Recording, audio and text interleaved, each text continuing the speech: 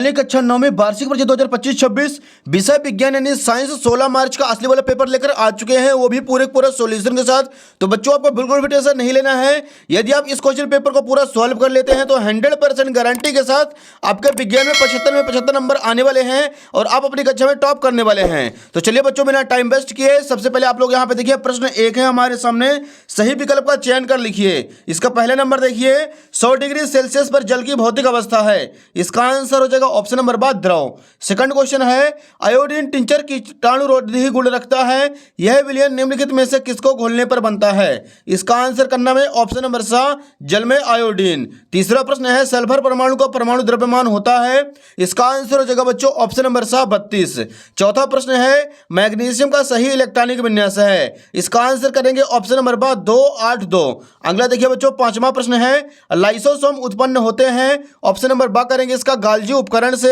छठवां प्रश्न है, अस्थियों से मांसपेशियों को जोड़ने वाला संयोजी ऊतक है। इसका आंसर हो जाएगा ऑप्शन नंबर आ कंडरा। अगले देखिए बच्चों, सातवां प्रश्न है, चाल तथा वेग दोनों का मात्रक है। इसका आंसर हो जाएगा ऑप्शन नंबर बा मीटर प्रति सेकंड स्क्वायर।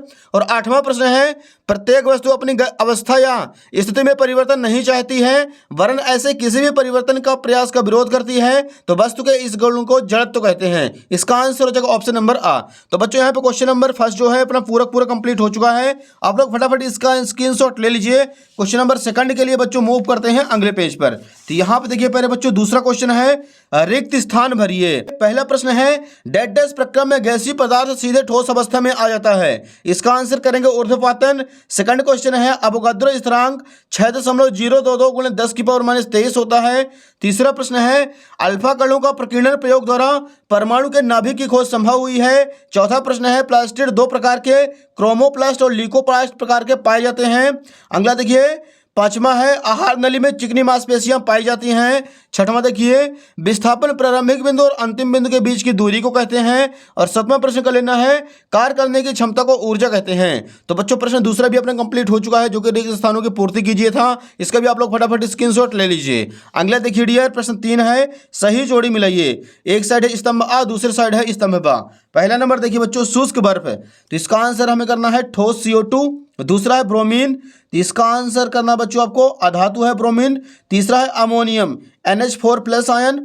चौथा बच्चों जेम्स चैडविक, तो इसका आंसर हो जाएगा न्यूट्रॉन की खोज की थी। अगला देखिए पांचवा पास्कल, तो दाब का मात्रक है। छठवां है 1 किलोवाट, तो इसका आंसर हो जाएगा 1000 जूल प्रति सेकंड। अगला देखिए सतवां है श्रव्यता परास 20 हर्ट्ज से 20,000 हर्ट्ज के मध्य होती है। अगला है गाजर घास, तो इसका आंसर बच्चों करेंगे पार्थेनियम। तो बच्चों प्रश्न तीसरा भी अपना कंप्लीट हो चुका है, जो कि सही जोड़ी था। इसका भी आप लोग फटाक से स्क्रीनशॉट ले लीजिए और सभी प्रश्नों को आप लोगों को बारी बारी से याद करते चलना है। नेक्स्ट देखिए बच्चों, प्रश्न चौथा है, एक वाक्य में उत्तर लिखिए। पहला क्वेश्चन, 100 डिग्री सेल्सियस तापमान को केल्विन इकाई में परिवर्तित करके लिखिए। इसका आंसर हो जाएगा 273 + 100 = 373 केल्विन।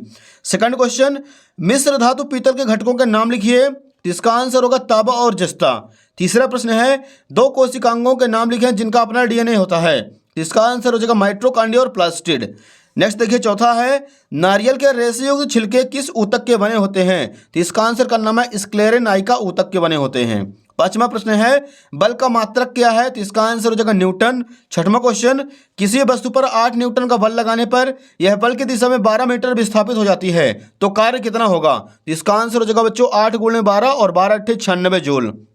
सातवां प्रश्न, रबी की 2 फसलों के नाम लिखिए। तो इसका आंसर हो जाएगा चना और गेहूं, रबी की 2 फसलें हैं।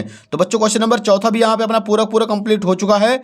यहां से देखिए बच्चों अतिलघुत्री के प्रश्न स्टार्ट हो रहे हैं। छठा क्वेश्चन हमारे सामने है, यौगिक और मिश्रण में कोई 2 अंतर लिखिए। तो यहाँ पे आपको सबसे पहले ऊपर हेडिंग डालना है उत्तर क्रमांक 6। एक साइड यौगिक, दूसरी साइड मिश्रण। पहला पॉइंट लिखेंगे, तत्व क्रिया करके नए यौगिक का निर्माण करता है, तत्व क्रिया करके नए यौगिक का निर्माण नहीं करता है। दूसरा आपको लिखना है, नए पदार्थ का संगठन सदैव स्थायी होता है, मिश्रण का संगठन परिवर्तनशील होता है। तो ये हो जाएगा बच्चों क्वेश्चन नंबर 6 अपना कंप्लीट। अगला देखिए बच्चों क्वेश्चन नंबर 7वां है, धातु के कोई 2 गुणधर्म लिखिए। तो यहाँ पे आपको लिख देना उत्तर क्रमांक 7। धातु के 2 गुणधर्म निम्न हैं।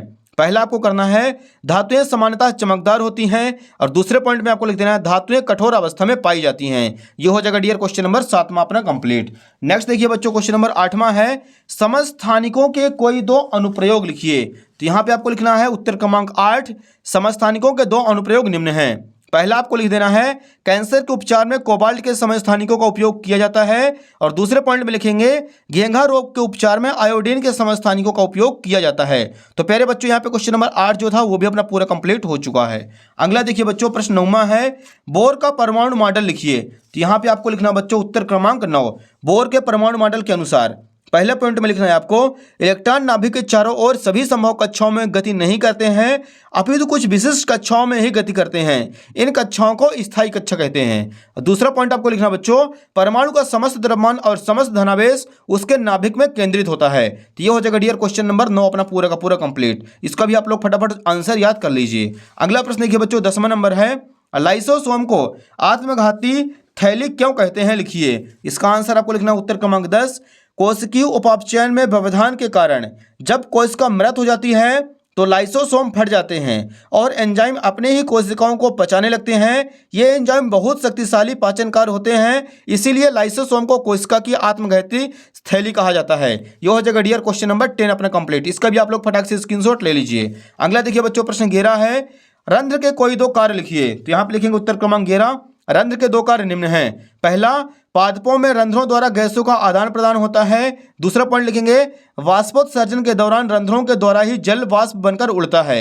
ये हो जाएगा प्यारे बच्चों क्वेश्चन नंबर 11 अपने कंप्लीट। इसका भी आप लोग स्क्रीनशॉट ले लीजिए। क्वेश्चन नंबर 12 के लिए मूव करते हैं प्यारे बच्चों अगले पेज पर। यहाँ पे देखिए डियर प्रश्न 12 है हमारे सामने एक वस्तु के द्वारा कुछ दूरी तय की गई है, क्या इसका विस्थापन शून्य हो सकता है? अगर हाँ तो अपने उत्तर को उदाहरण सहित लिखिए। तो यहाँ पे लिखेंगे बच्चों उत्तर क्रमांक 12 हाँ किसी वस्तु के द्वारा कुछ दूरी तय करने के बावजूद उसका विस्थापन शून्य हो सकता है।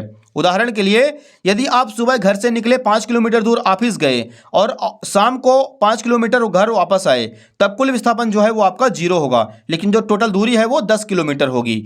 अगला प्रश्न देखिए बच्चों 13 नंबर है खराब बैटरी वाली कार को कुछ समय तक लगातार धक्का देने पर वह गति की अवस्था में आ जाती है, इससे गति के किस नियम की पुष्टि होती है? नियम भी लिखिए। तो यहाँ पे लिखना बच्चों उत्तर क्रमांक 13 आपको खराब बैटरी वाली कार को लगातार धक्का देने से गति में आना न्यूटन के गति के दूसरे नियम की पुष्टि करता है। यह नियम यह बताता है कि किसी वस्तु के संवेग में परिवर्तन की दर उस पर लगाए गए बल के समानुपाती होती है और यह परिवर्तन उसी दिशा में होता है जिस दिशा में बल लगाया जाता है। तो ये हो जाएगा डियर क्वेश्चन नंबर 13 भी अपना यहाँ पे पूरा कंप्लीट। इसका आप लोग स्क्रीनशॉट ले लीजिए। अगला क्वेश्चन देखिए प्यारे बच्चों प्रश्न 14 है पानी की सतह पर रखने पर कोई वस्तु क्यों तैरती या डूबती रहती है? कारण लिखिए। यहाँ पे आपको लिखना है उत्तर क्रमांक 14 पानी की सतह पर किसी वस्तु का तैरना या डूबना मुख्य रूप से वस्तु के घनत्व और उस पर लगने वाले उत्प्लावन बल पर निर्भर करता है। यह सिद्धांत आर्किमिडीज द्वारा दिया गया था। यह हो जाए क्वेश्चन नंबर 14 कंप्लीट। अगला देखिए प्यारे बच्चों 15 नंबर है किसी वस्तु पर 10 न्यूटन का बल लग रहा है, बल की दिशा में वस्तु 2 मीटर विस्थापित होती है, इस स्थिति में कार्य कितना होगा? तो यहाँ पे लिखेंगे बच्चों न्यूमेरिकल क्वेश्चन है बल F बराबर 10 न्यूटन विस्थापन S बराबर 2 मीटर किया गया कार्य W बराबर FS तो 10 गुणे 2 10 दूनी 20 जूल। ये हो जाएगा क्वेश्चन नंबर 15 यहाँ पे अपना पूरा कंप्लीट। क्वेश्चन नंबर 16 के लिए चलते हैं अगले पेज पर। यहाँ पे देखिए वायु जल या लोहे में से किस माध्यम में ध्वनि सबसे तेज चलती है? कारण लिखिए। तो यहाँ पे लिखेंगे उत्तर क्रमांक 16 ध्वनि की चाल ठोस माध्यम में अधिकतम होती है क्योंकि इसके कण एक दूसरे के बहुत करीब होते हैं जिससे कंपन तेजी से होता है। उदाहरण के लिए लोहे में ध्वनि की चाल पानी और जल हवा की तुलना में बहुत तेज होती है। ये हो क्वेश्चन नंबर 16 कंप्लीट। अगला देखिए प्रश्न 17 है खाद्य एवं उर्वरक में अंतर लिखिए कोई दो। तो यहाँ पे लिखना आपको एक साइड खाद्य दूसरे साइड उर्वरक। पहला पॉइंट लिखेंगे यह एक प्राकृतिक पदार्थ है, उर्वरक एक अकार्बनिक लवण है, खाद खेतों में बनाई जाती है, इसका उत्पादन फैक्ट्रियों में किया जाता है। ये हो जाए क्वेश्चन नंबर 17 अपना कंप्लीट। अगला देखिए प्यारे बच्चों क्वेश्चन नंबर 18 है निम्नलिखित सूत्रों द्वारा प्रदर्शित यौगिकों के नाम लिखिए। पहला है Al2SO4 का होल थ्राइस, K2SO4, तीसरा है NaCl। तो यहाँ पे लिखेंगे Al2SO4 का होल थ्राइस एल्यूमिनियम सल्फेट है इसका रासायनिक नाम, K2SO4 का रासायनिक नाम होता है पोटेशियम सल्फेट, NaCl का रासायनिक नाम होगा सोडियम क्लोराइड। तो क्वेश्चन नंबर 18 हो जाता है यहाँ पे कंप्लीट। अगला देखिए बच्चों क्वेश्चन नंबर 19 जंतु कोशिका का नामांकित चित्र बनाइए। तो इसका आंसर आपको स्क्रीन में दिख जाएगा।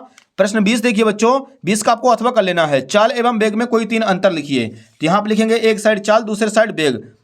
एकांक समय में चली गई दूरी को उसकी चाल कहते हैं, एकांक समय में किसी निश्चित दिशा में तय किए गए विस्थापन को उसका वेग कहते हैं। चाल एक अदिश राशि है, वेग एक सदिश राशि है। तीसरा पॉइंट लिखेंगे चाल शून्य या ऋणात्मक नहीं हो सकती, वेग धनात्मक ऋणात्मक या शून्य हो सकता है। तो ये हो जाएगा बच्चों क्वेश्चन नंबर 20 का अथवा कंप्लीट। इसका भी आप लोग फटाफट स्क्रीनशॉट ले लीजिए। क्वेश्चन नंबर 21 के लिए मूव करते हैं प्यारे बच्चों अगले पेज पर। यहाँ पे देखिए बच्चों प्रश्न 21 है, निम्नलिखित प्रश्नों के उत्तर लिखिए। आप लोग इसका अथवा कर लीजिएगा, अथवा बहुत आसान है।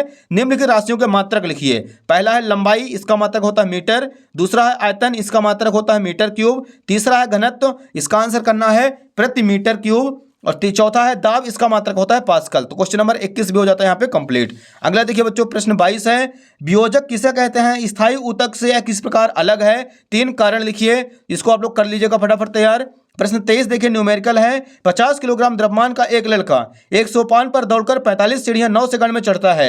यदि प्रत्येक सीढ़ी की ऊंचाई 15 सेंटीमीटर है तो उसकी शक्ति का परिकलन कीजिए। तो बच्चों यहाँ पे क्वेश्चन नंबर 23 भी अपना पूरा कंप्लीट हो चुका है। तो बच्चों आपको उम्मीद है कि आपको वीडियो पसंद आई होगी। वीडियो को फटाफट लाइक कीजिए, चैनल को सब्सक्राइब कर लीजिए, क्योंकि बच्चों इसका सोल्यूशन बनाने में बहुत ही ज्यादा बच्चों मेहनत लगती है और बहुत ज्यादा टाइम लगता है। तो आपसे रिक्वेस्ट है कि आप फटाफट वीडियो को शेयर कर दीजिए अपने दोस्तों के मध्य, और वीडियो को लाइक करिए, चैनल को सब्सक्राइब कर लीजिए और ज्यादा से ज्यादा अपने दोस्तों के मध्य शेयर कर देना। धन्यवाद।